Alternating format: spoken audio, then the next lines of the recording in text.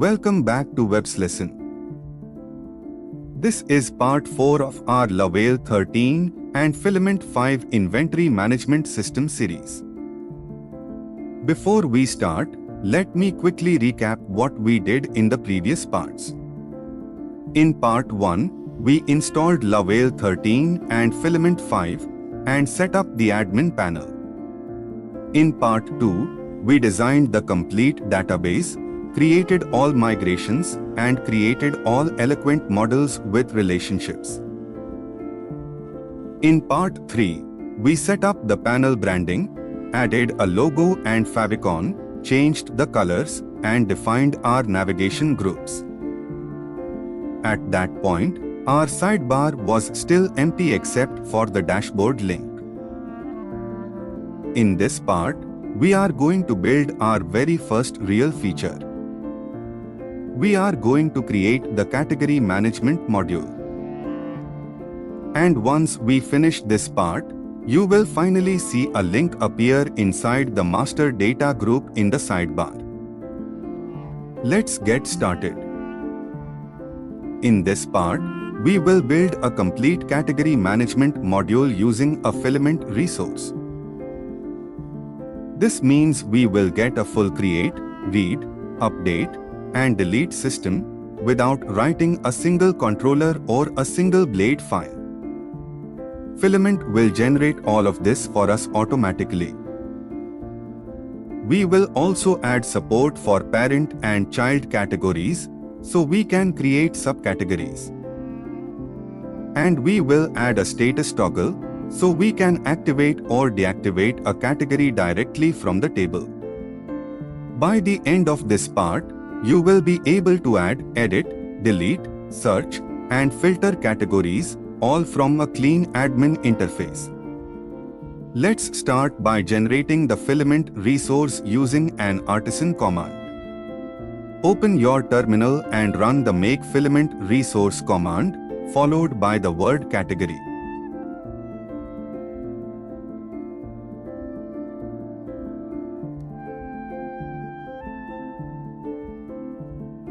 This single command creates several files for us automatically. It creates the main category resource file. It creates a folder called Schemas, which will hold our form code.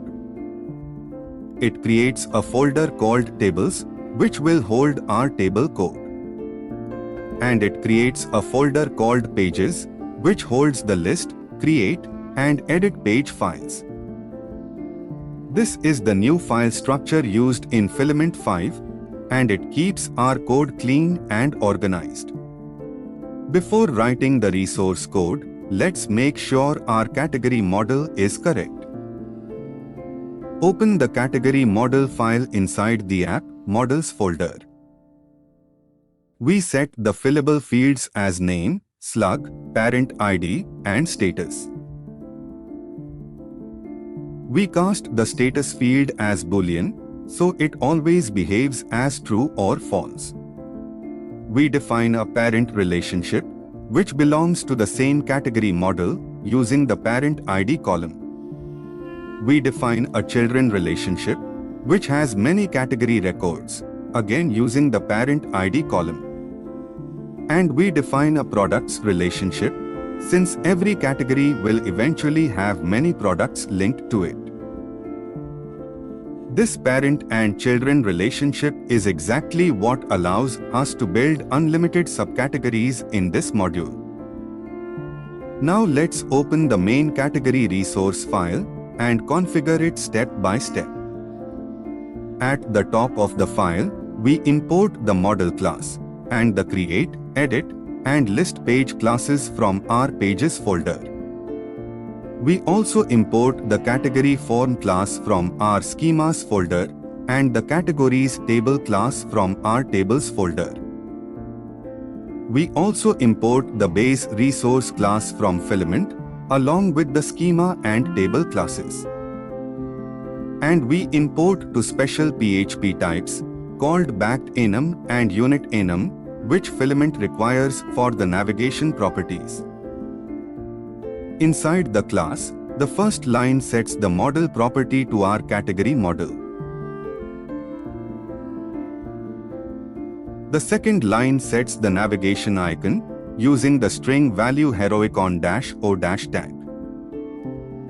This icon will show as a small tag symbol next to the categories link in the sidebar. The third line sets the navigation group to master data. This is what makes the categories link appear grouped under master data in the sidebar. The fourth line sets the navigation label to categories. This is the actual text that will be visible in the sidebar link. The fifth line sets the navigation sort to the number 1. This makes sure categories appears first inside the master data group before other links we add later. The sixth line sets the record title attribute to name. This tells Filament to use the category name whenever it needs to display a single record title, for example in search results or notifications. Next, we define the form method, which simply calls our category form class and passes the schema to it. Then we define the table method, which calls our categories table class and passes the table to it. This keeps our main resource file clean and short, since all the actual form and table code lives in their own separate files. Finally, we define the getPages method, which maps 3 routes together. The index route points to the list categories page. The create route points to the create category page. And the edit route points to the edit category page using the record ID in the URL. Now let's move to the form file, which controls what fields appear on the create and edit pages. Open the category form file inside the schemas folder. We wrap all our fields inside a section and give it the label category information.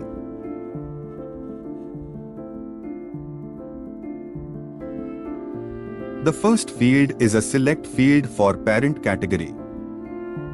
This field shows only categories that do not already have a parent, so we avoid creating infinite nested levels.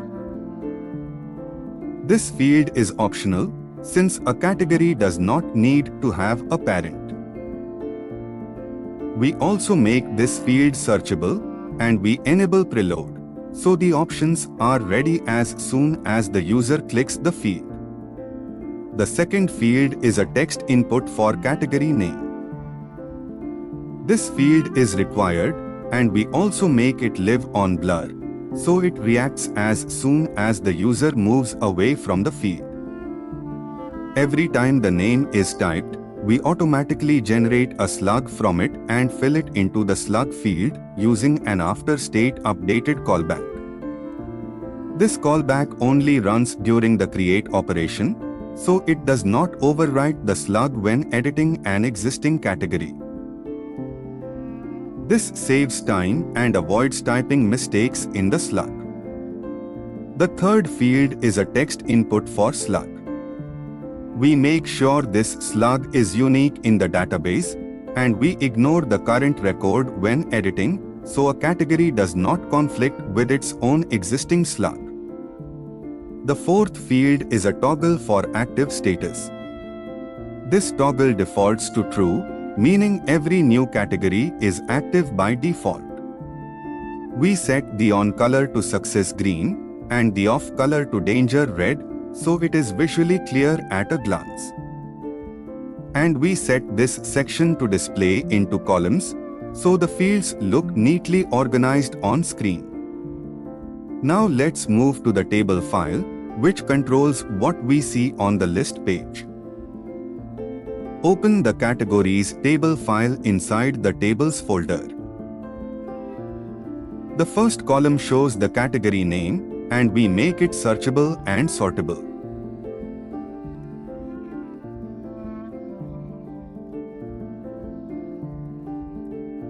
The second column shows the parent category name using the relationship we defined in the model.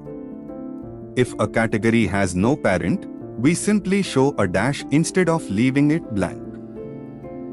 The third column shows the slug, which is also searchable.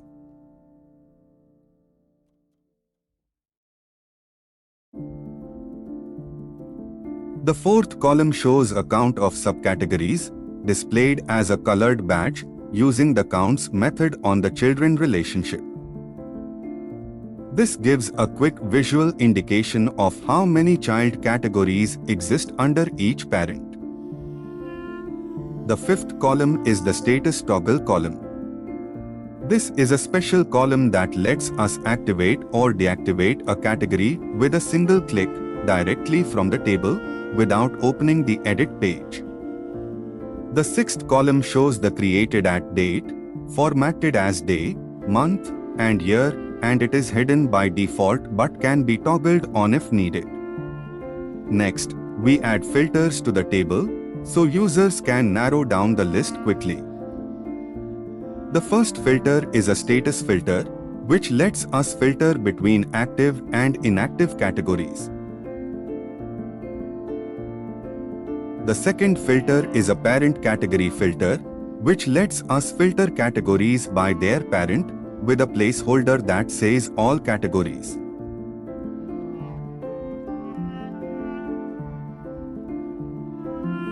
After filters, we add row actions.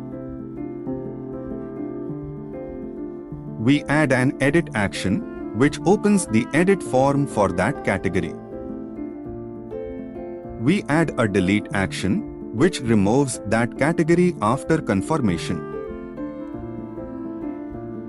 We also add a bulk action group with a delete bulk action inside it.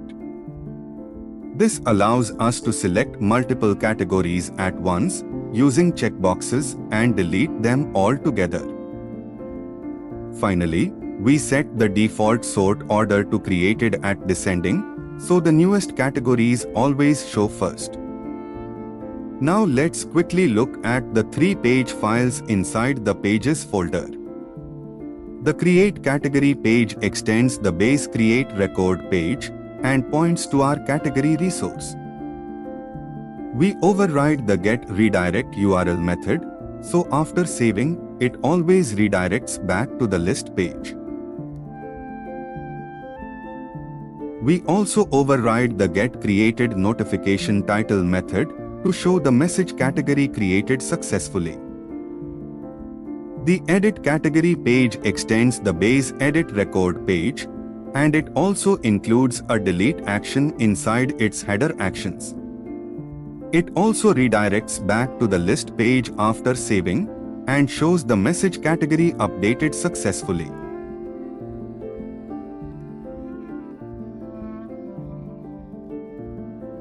The List Categories page extends the base List Records page and includes a create action in its header labeled New Category. These 3 pages work together automatically, and we do not need to write any custom logic for basic saving or updating. Now let's test everything in the browser. Open your browser and visit the admin panel.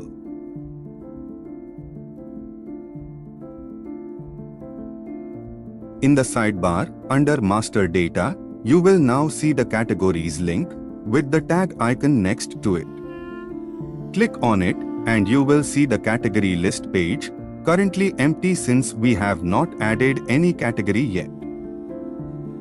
Click the New Category button in the top right corner. Type a category name, for example electronics, and watch the slug field fill in automatically. Leave the parent category empty, since this is a top-level category. Make sure the status toggle is turned on and click Save. You will see a success notification, and you will be redirected back to the list page with your new category showing in the table. Now let's add a subcategory. Click New Category again and this time select electronics as the parent category. Type a name, for example mobile phones, and save it.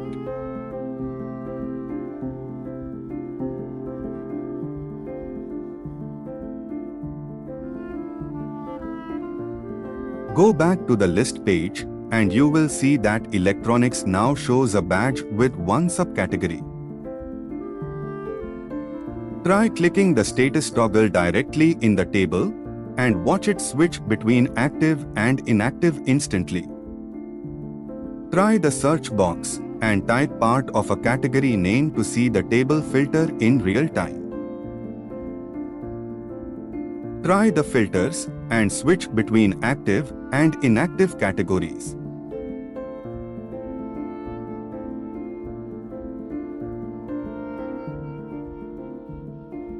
Try editing a category and notice that the slug does not change automatically this time, since it is not a create operation.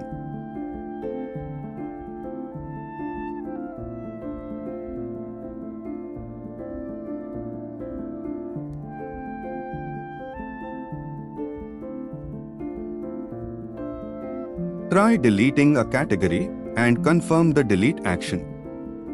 Select multiple categories using the checkboxes and try the bulk delete action. Everything is working exactly as expected. This completes part 4 of our Laravel 13 and Filament 5 Inventory Management System series. In this part, we configured the main category resource file, built the form, built the table, added filters and actions, and connected all 3 pages together. We now have full create, read, update, and delete functionality, parent and child subcategory support, and a working status toggle, all without writing a single controller or blade file. In the next part, part 5, we will build the unit management module. We will create a filament resource for units like pieces, kilograms, and boxes, which every product in our system will depend on. It will follow the same clean structure we used in this part, so it will be quick and easy to follow. If you found this video helpful, please like this video and subscribe to Webslesson. The link to part 5 will be in the description below. I will see you in the next video.